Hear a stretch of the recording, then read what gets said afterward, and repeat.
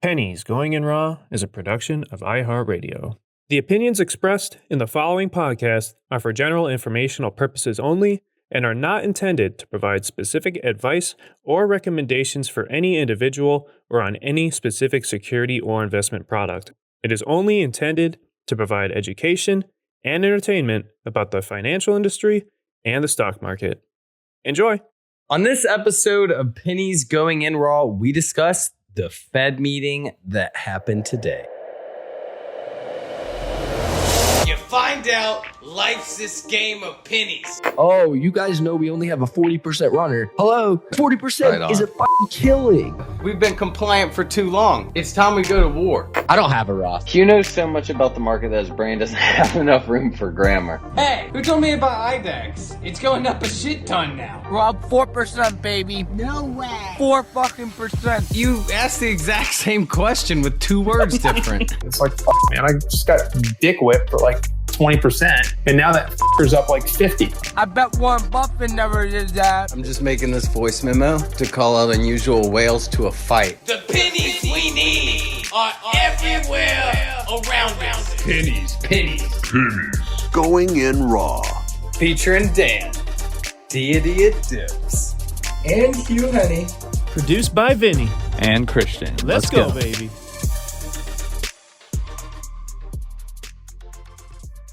Welcome back to another episode of Pennies Going in Raw. Today is Wednesday, June the 15th, and we are recording this after the Fed meeting. About 1 hour left in the market, 3:08 Eastern time.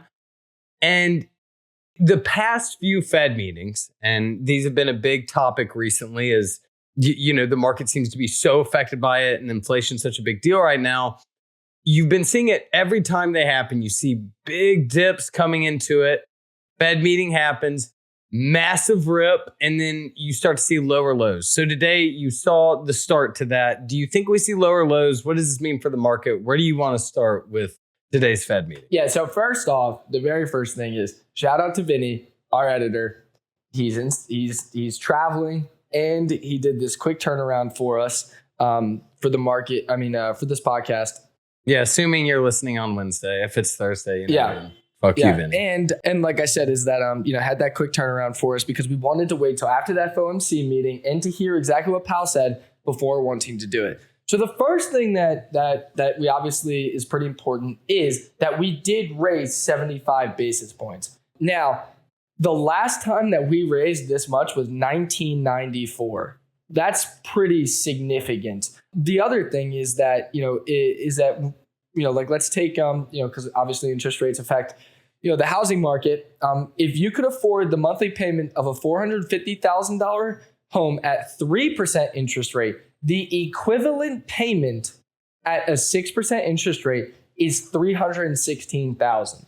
So that is $100,000 less, and that's in about a month. That's about a month or two.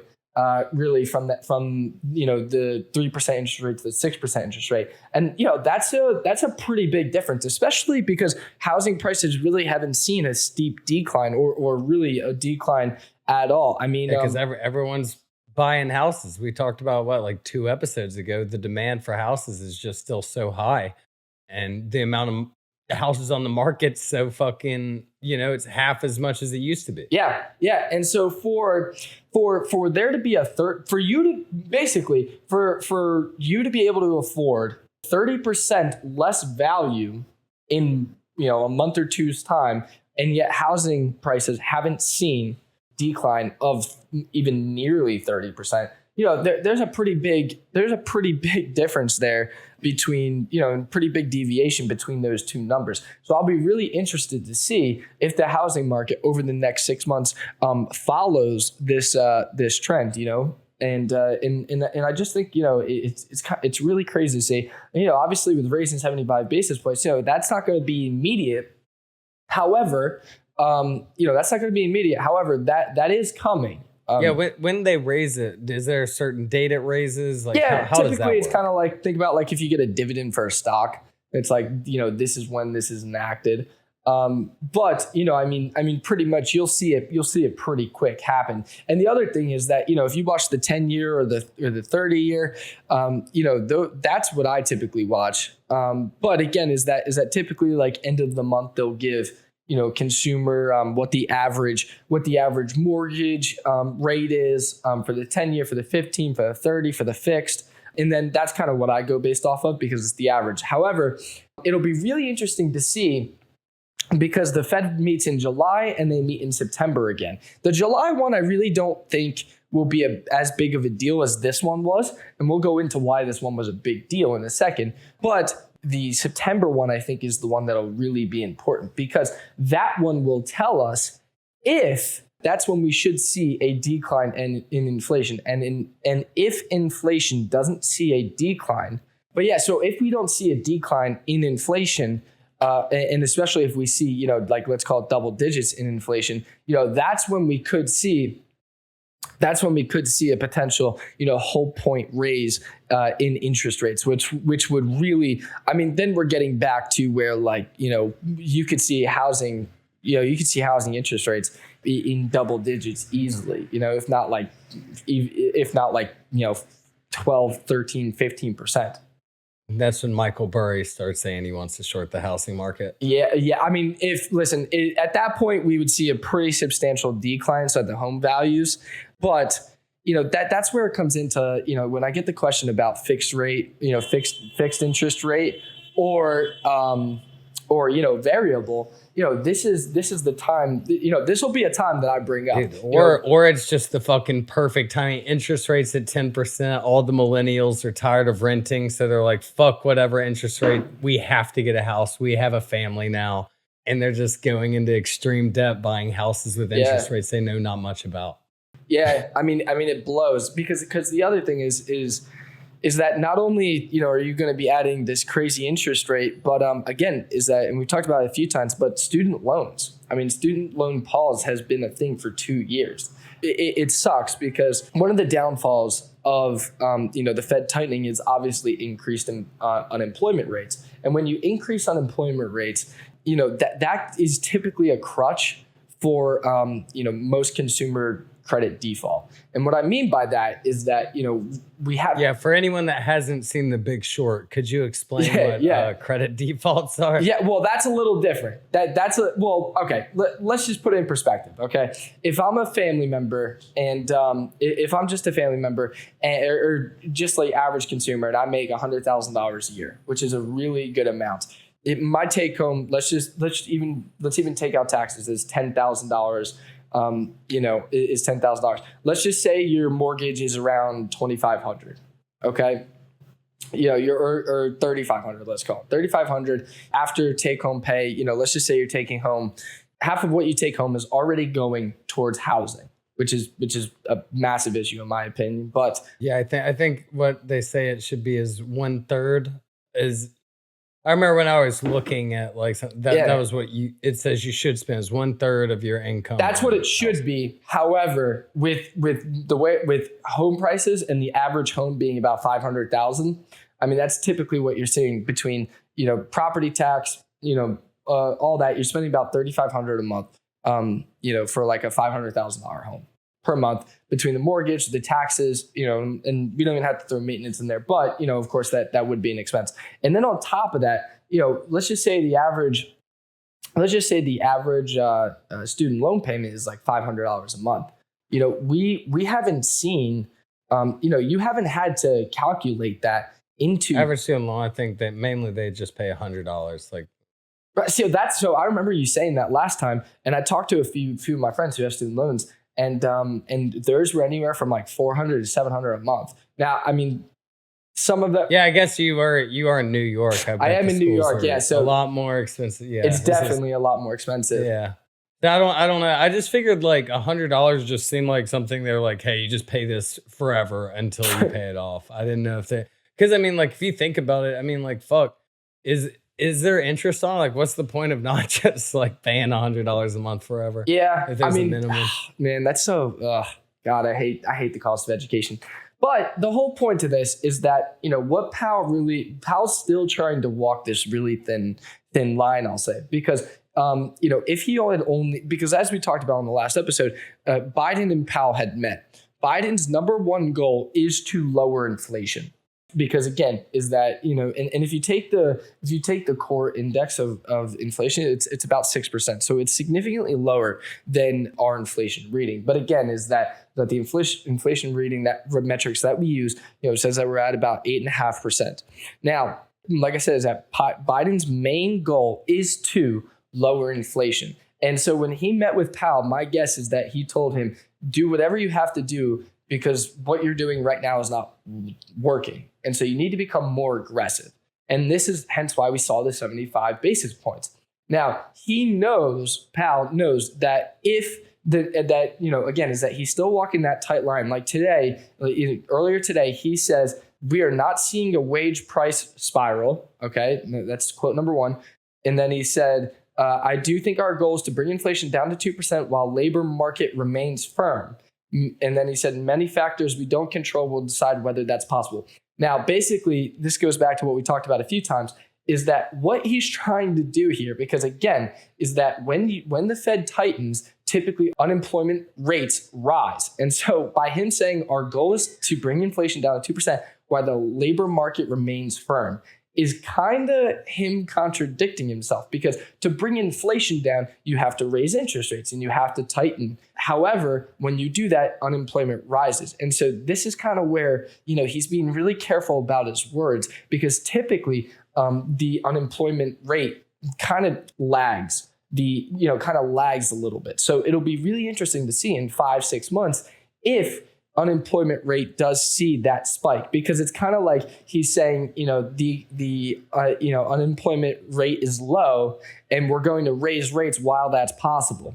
Well, again, you're basically going to raise the unemployment rate by raising rates. So it's kind of like him contradicting himself. So he's still walking this fine line. Of course, I don't expect him to, I don't expect him to come out of the woodworks and say, hey, we messed up. Now we have to be aggressive and reduce the balance sheet. However, he's kind of admitting, that he's not really sure. He's saying we are not trying to induce a recession. Well, I mean, based on like everything you're saying, it's like, hey, one of these causes the other. It's like a big cause and effect thing. Yes. If you were in his shoes, I mean, what would your best plan be? I know obviously you're not the federal chairman of making money in the United States, and he has a couple more years of experience on you.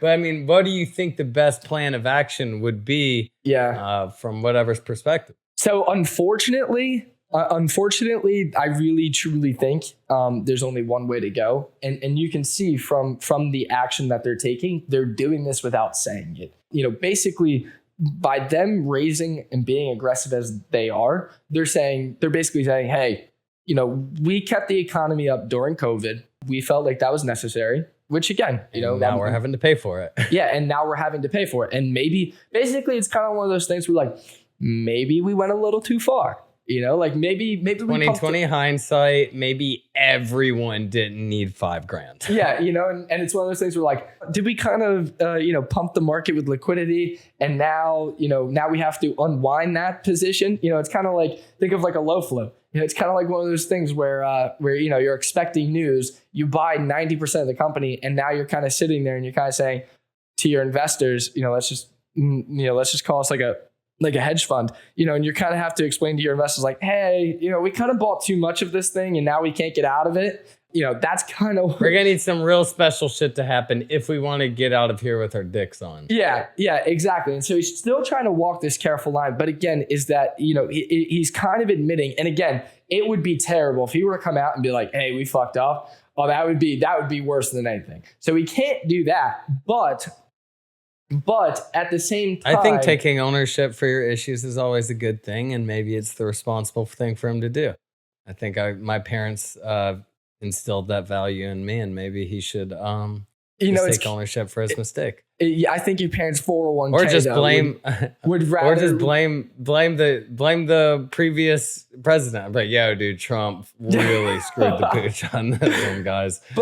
Yeah. So and this is again, this is kind of where Powell is kind of backtracking, because he says, it's increasingly clear many inflation drivers beyond the Fed's control. And again, that's one of those things where it's kind of like, well, listen, brother, supply chain has to do with it. The war in Ukraine has to do with it.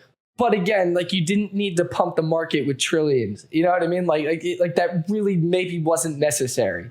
So I bet he's like, dude, if like everything didn't have to go wrong, like if there didn't have to be the whole fucking boat getting stuck sideways in the Suez Canal, and if if Russia didn't happen to choose right now to invade Ukraine, he's like, my job would be so much damn easier.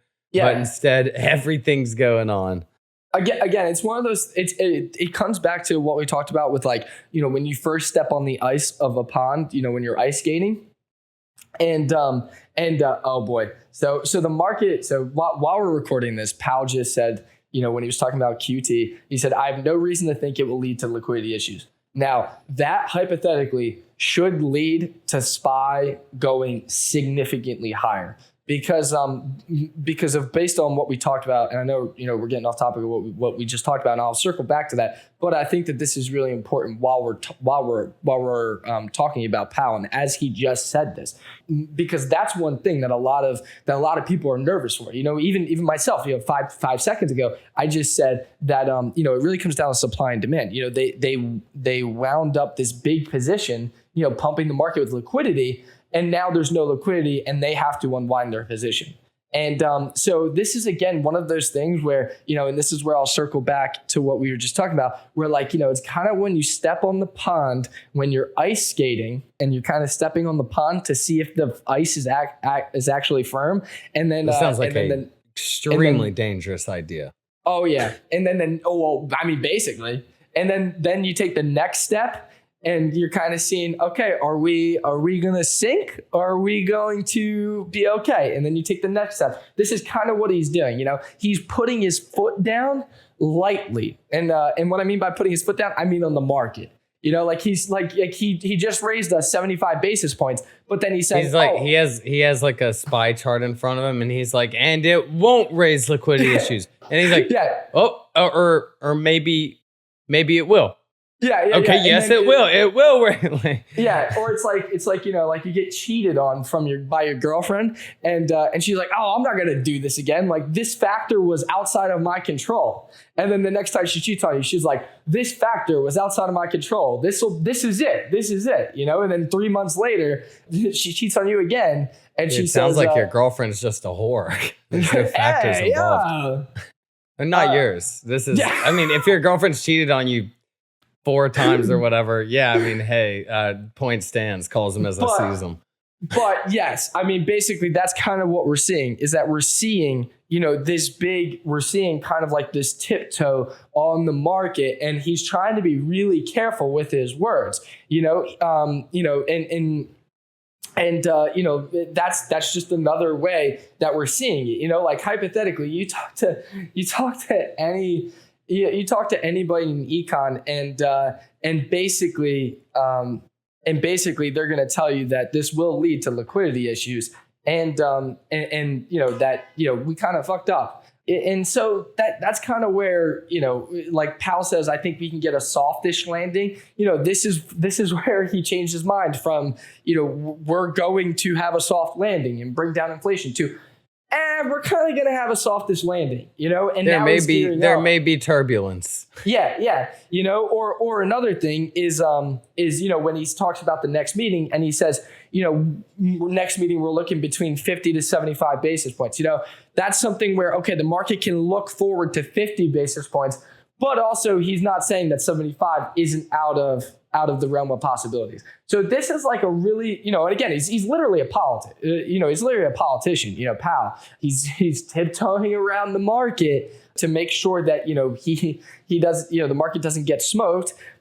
But at the same time, he is preparing us for another big rate hike, of course, being the 75 basis points. And that, that's one of the ways where, like, Am I buying this right now? No. Do I think that the market can have, right now, do I think that the market can see 385, 390? Yes, because again, he just said that he doesn't believe that QT will bring liquidity issues, and he believes that inflation will go back down to 2% fairly quickly. Those are all, in my opinion, noise and empty promises. It really matters when we see the next inflation report, when we see the next consumer data reports come out, that's what I like to look at, because if we're just going to take him on his word, yeah, that'd be fantastic. However, the market's down 20% since he said, his first words about inflation, being a soft landing and stuff, and stuff like that. So, am I a buyer here? No.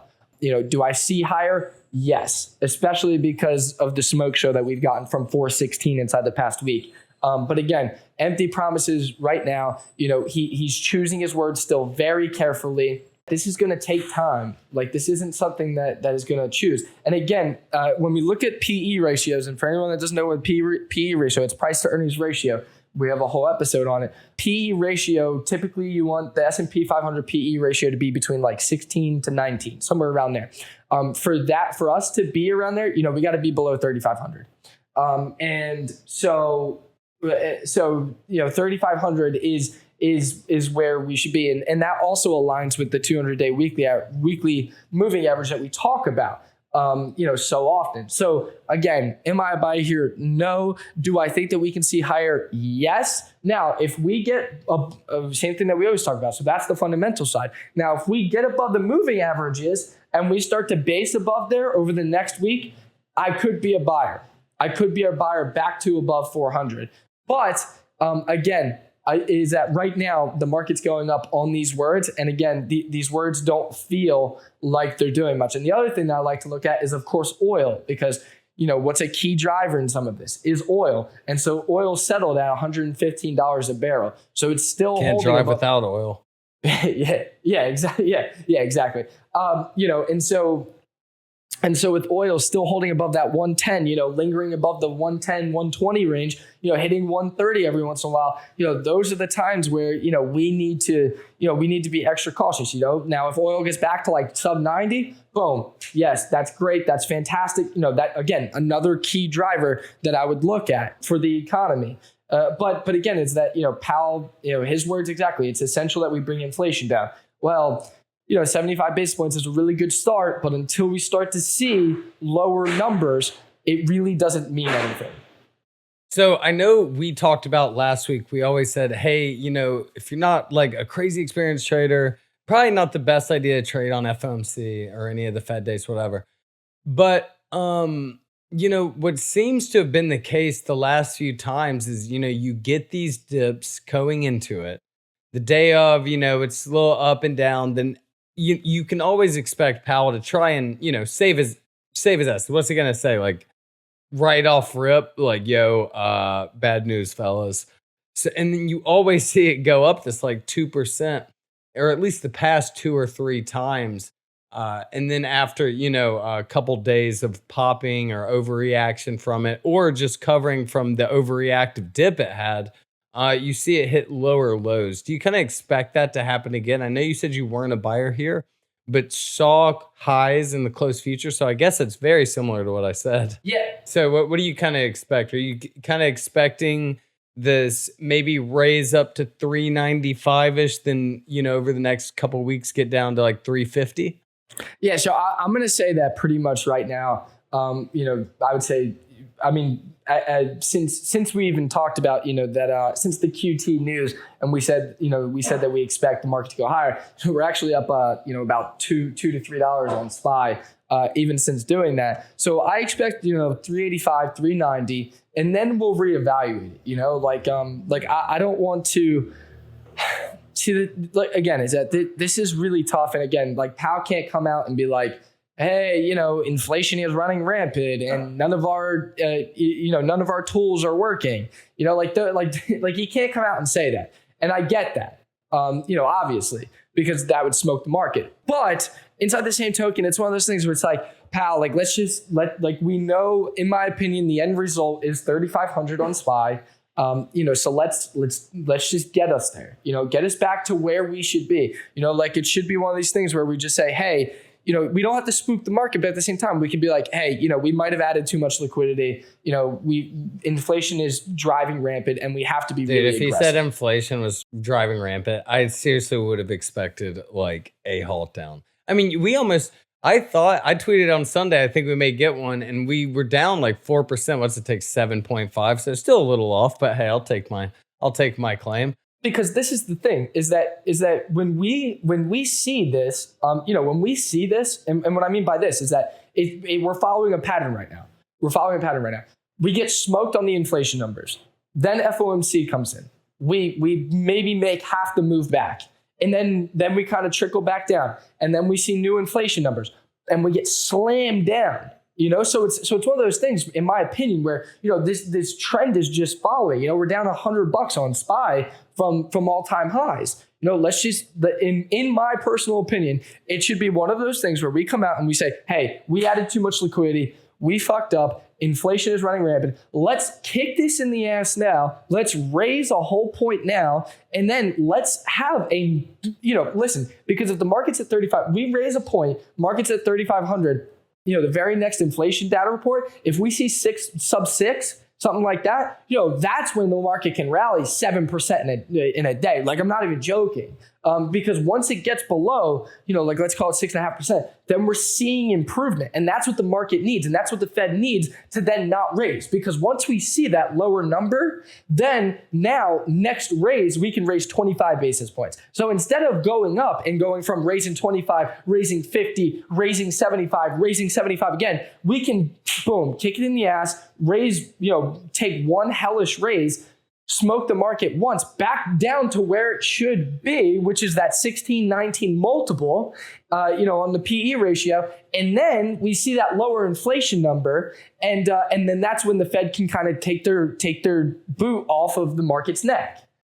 But at what point do you think like it becomes too much pain for the average investor or the 401k holder where they're like, fuck, dude, we're already down 30% in the past 6-7 months. And now we got this come out and we're down another 20%, and it just ends up screwing the average guy, not the trader, not the investment banker, but like the average person, I think would be the person that ends up getting just smoked on that one. Yeah, listen, at the end of the day, 401ks will be down a pretty good amount this year.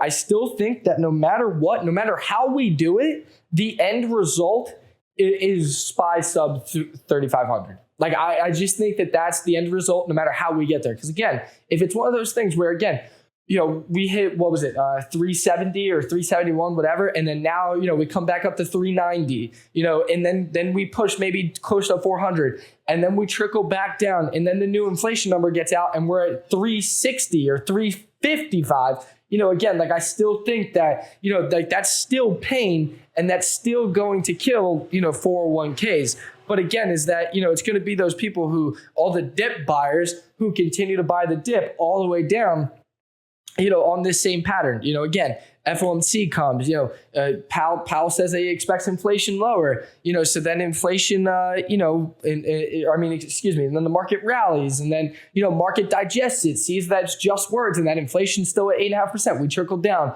boom, new inflation comes out, new inflation numbers come out, boom. So in my opinion, instead of having, where inflation just continues to trickle up and the market trickle down, knock it out once, because you're basically telling the parents to tell the kids in November, hey, we're not getting any fucking Christmas presents this year, instead of surprising them like along the way with really shitty Christmas presents. Basically, what I'm saying is that if the next inflation reading is higher, we're closely getting to double digits, and that's where you start to, like, it doesn't take much. Because again, is that we're going to start to feel the effects of the Fed tightening. I mean, like, unemployment rates rising. So if you have inflation still going up and unemployment starts to rise, that is where we start to get to a very dangerous zone. So that's where the housing market goes. Bye. Yeah, well, that's another thing, the housing market. Like, I had someone who yesterday asked me, because and again, this isn't built up equity, because the intrinsic value of the home went up, again, on paper, this doesn't mean that they built equity, but because it went up on paper, because of comparables in the area, if they should use that as collateral to take out more money against the home to then put it inside the stock market. I was like, again, I understand. Okay, you think that your home is now worth more. However, it's not like you've built up tons of equity. Your money's worth less. Your money's worth less. You want to use your home that you owe on because the house next to you sold for more to then take that money, the house that, again, you don't own, use as collateral to then buy the market that's trading at a higher multiple than it should be. It's like all the people in January through April trading with their tax money. Yeah. So for me, no. No shot. No shot. Do I want no shot. So you want them to stop teasing, stop fucking around, and just smack us in the face with a giant inflated cock and just say, hey, inflation's here. We made an oopsie daisies. We did the best we could for the American economy during COVID. May have been a little too much. Yeah. And here we are. I'm saying that basically what we're looking at is that basically we are infected by a disease called inflation. That disease has a chance to either be slowly ridden from our body, or we could basically, you could take one shot to the arm, one massive shot to the arm. The doctor's going to look me inside the eyes and say, Mitch, this is going to hurt a lot. It's going to hurt like hell, and throw it in there.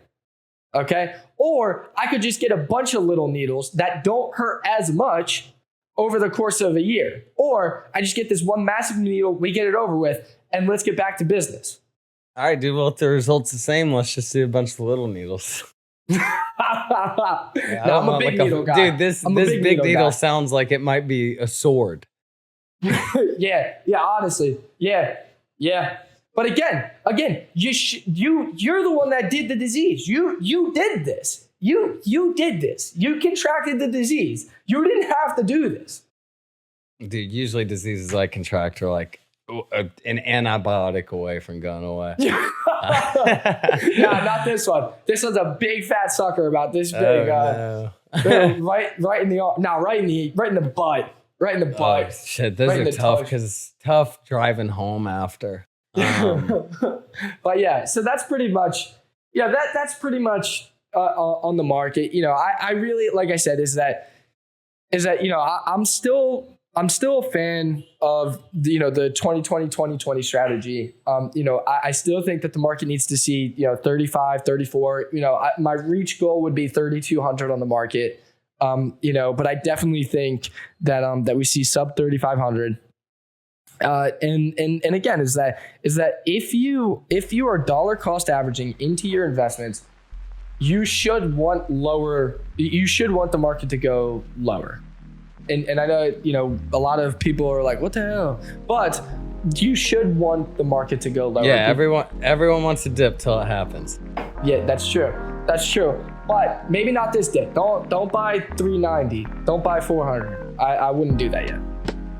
All right, guys. Well, do you have anything else on FOMC? Aside from the fact I found out, just because I wanted to see if the ticker went crazy on, FOMC day, because everyone talks about FOMC and there's so many, new guys in the market, like 6 cent stock, whatever, we're buying it.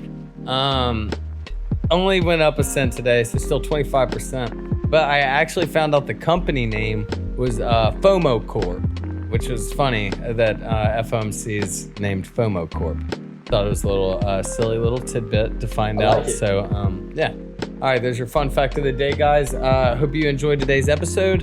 Rate us 5 stars, subscribe to us on YouTube, and like us on Spotify. And we will see you Sunday. Trade your best. Peace. Pennies Going in Raw is a production of iHeartRadio. For more podcasts from iHeartRadio, visit the iHeartRadio app, Apple Podcasts, or wherever you get your podcasts.